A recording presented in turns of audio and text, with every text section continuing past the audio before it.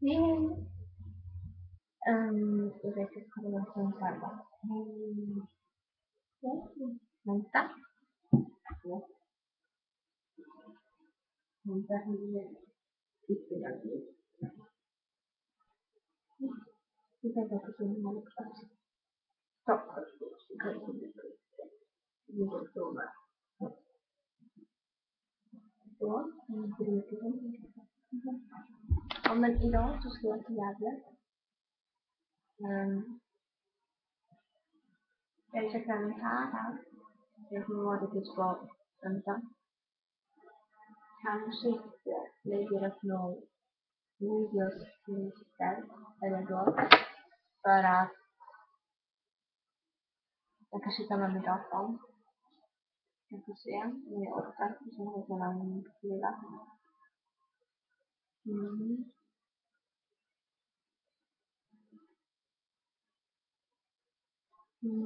Och ja. Jag vet inte, jag tror inte någon som kommenterar min förra. Mina visningar heller, men klockan 8 på morgonen är ju den igår 11. Så, ja. Men ja.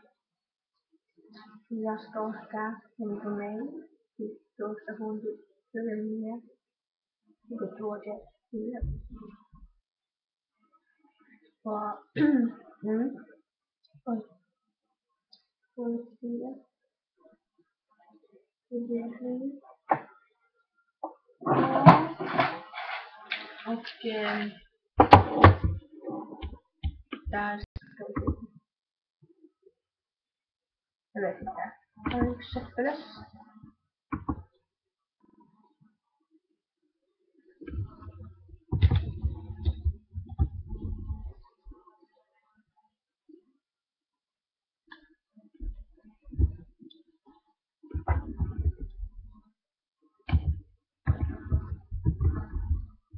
Så ja, jag ser om det här kommer med. Men ja.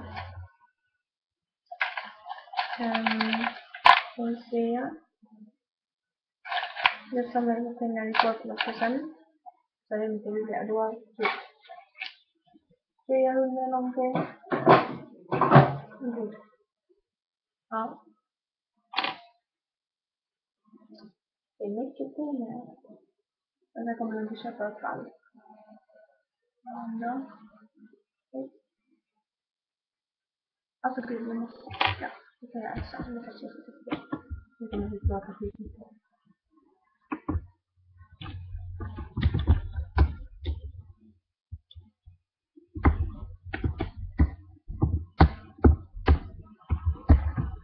Ja.